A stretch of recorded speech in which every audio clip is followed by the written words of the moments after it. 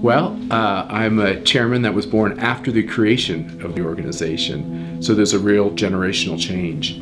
The reason I've been involved in politics is to get the right policy outcomes, to try to make a difference with the country. And I do think that the country is looking for new voices.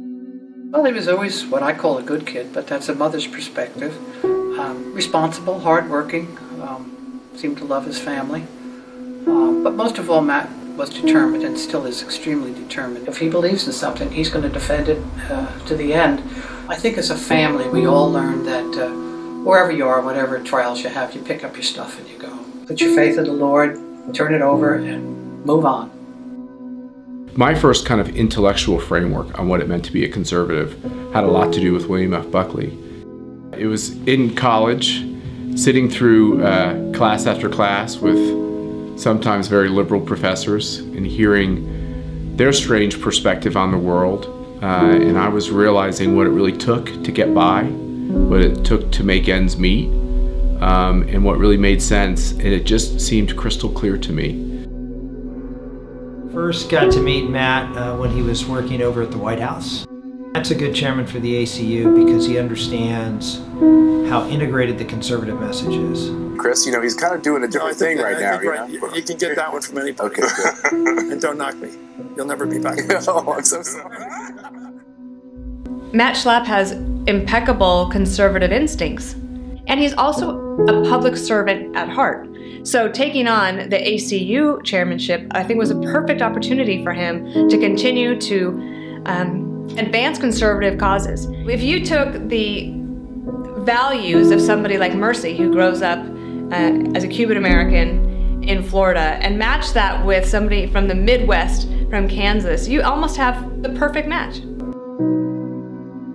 Out of September 11th, which was just a terrible day for our country, terrible day for the world, people woke up and people grew up. I think our country grew up. I know for me, it changed my life in an instant. On 9/11, Matt and I were both working at the White House. The Secret Service came in and basically said, you need to leave as quickly as you can. She ran her way, I ran my way. It was pretty much melee in the White House. And I remember thinking there was only two things I wanted to do. I wanted to call my family and tell them I was okay, and I wanted to figure out where Mercy was. And finally tracked her down, and I realized at that moment that she was awfully special to me, and I wanted to spend the rest of my life with her. And I remember that evening, I said to him, like, what are we gonna do? He said, we're gonna get up tomorrow morning and go back to the White House and go back to work.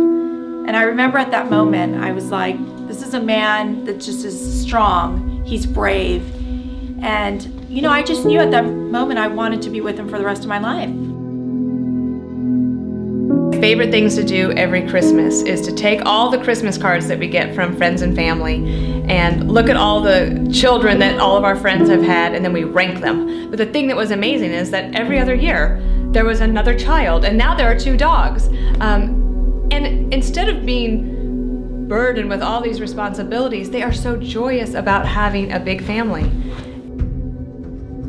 You know, there's something American about just finding their own unique way to move forward. And I look at the country today and I realize who we need to win. We can't have a third Obama term.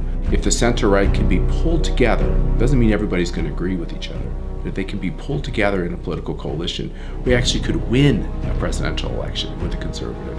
It's time for those folks that want to take their country back to work constructively together in order to get that goal accomplished.